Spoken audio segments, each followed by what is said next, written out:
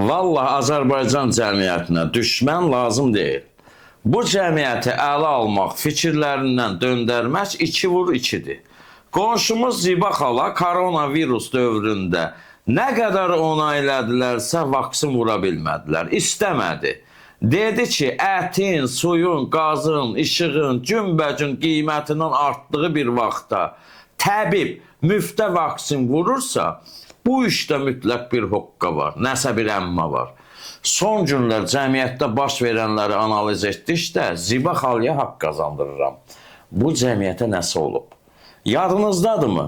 2012-ci ildə o zamanki Beynəlxalq Universitetin sabiq rektoru Elşad Abdullayev deputat Gülər Əhmədovanın mandat alveri ilə bağlı bir videosunu yaymışdı. Ölkədə böyük səs-küyə, rezonansa səbəb olan bu hadisəni o vaxtki televiziya və mətbuat tez tələsik Əkrəm Əylisinin yazdığı Daş Yuxular əsəri ilə ört-bastır etdilər. Halbuki o roman 2007-ci ildə yazılmışdı və 5 ildən sonra Gülər Əhmədovanın sığortasına çevrildi. İndi daha televiziyanın, mətbuatın, suyun axarını başqa səmtə çevirməyə ehtiyacı yoxdur. Cəmiyyət özü öz gündəmini dəyişir, çayın suyunu başqa səmtə yönəldir. Deputat Günay Ağamalı dedi ki, uşaq pulu verilməsin. Uşaq pulu verəcək adamlar, qurumlar, deputatlar qaldı qıraqda, içimən qarışıq. Hədəf taxtasına onu özünü qoydular. Haqlı olaraq. Qadınların pensiya yaşı 65-ə qaldırıldı. Cəmiyyət Milli Məclis deputatına heç bir söz deyə bilmədi. Onun əvəzinə Arzum 99-un avtoqəza cinayətini gündəmə aldı. Ham oldu hüquqşünas, ham oldu ağıllı, ham oldu hüquq müdafiəçisi. Hətta yalancı xilaskarlar da ədalət carçıları tapıldı. Dırnaq arası Harvard Universitet məzunu Nigar Fərhad da barışıq əldə edəcəyi barədə, ədaləti bərpa edəcəyi barədə mesajlar verib bayraqdarlıq etdi. Nigar Fərhadın xaricdəki təhsil şirkəti ilə bağlı mənim öz səhifəmə nə qədər şikayətlər gəlir?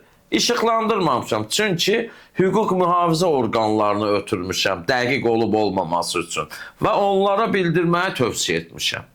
Qanuni yolla həllini vermək istəmişəm. Hər şeyə belə demək olmur. Amma ay Nigar xanım, əgər həqiqətən siz ədalət axtarsınızsa, birinci öz şirkətinizdə axtarın, sonra başqa yerdə.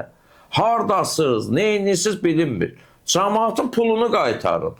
Əgər dedikləri doğrudursa, yox səhvdirlərsə, yalan deyirlərsə, çıxın deyin yalan deyirlər. Qaçıb gizlənməyin. Nəysə, axırda bu məhkəmə qərarlarına, bu etirazları görəndə arzuma qarşı cəmiyyətin özü ortaya Manaf Ağayevlə jurnalist Əli Vəliyev qalmaqalını atdılar. Sonra onlar barışdılar və ondan sonra da Nadir Qafarzadə özünü atdı ortaya. Daha doğrusu özü atıldı, onu atmadılar. Halbuki Xocalı soyqırımı günü İsraildə konsert verən, Türkiyə sevdalılarına, üzr istəyirəm, girəyən deyən, səhnədə Ayan Baba Kişiyevanı arxadan qucaqlayıb başını onun sinəsinə qoyan, qədəhi götürüb yerə çırpan bir adam əxlaqdan bu cəmiyyətə dərs verdi. Və cəmiyyətin 20%-ni çıxmaq şərti ilə qalan 80%-nə, yəni 10 milyon xalqın 8 milyonuna üzünüzə tüpürüm ifadəsini işlətdi, təhqir etdi. Sonra da məsələ bitdi, o tutulan TikToker Arzum həbsdən çıxdı. Az qala bəzi bloger, jurnalistlər bunu milli bayram etdilər. Mətbuat günü olan bu hadisədə özünü jurnalist adlandıranlar öz mətbuat günü bayramlarını unutdular. Necə deyirlər, öz gözlərində tiri görməyən, başqa gözlərdə çöp axtardı.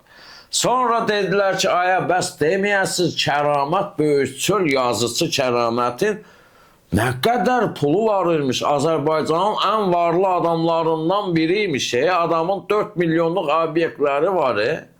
Kəmaləddin Heydərov ona peşkəş verib, satılıb. Tural Abbaslı'nın mediası düşdü xoda. Kəramət də Ramizin adamı çıxdı.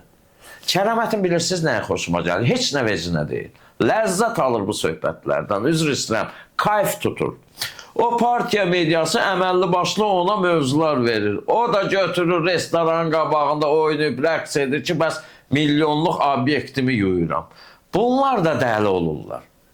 İndi də Damla ilə İrada Mehri adlı ara müğənniləri davaya çıxıb ki, aya otellərdə ay kayf verirmişsən, oteldə səni görüblər, kasetlərin var, video görüntün var, səni oynaşın arvadı sürüyüb. Qısacası, hər bir xalq, millət haqq etdiyi həyatı yaşayır.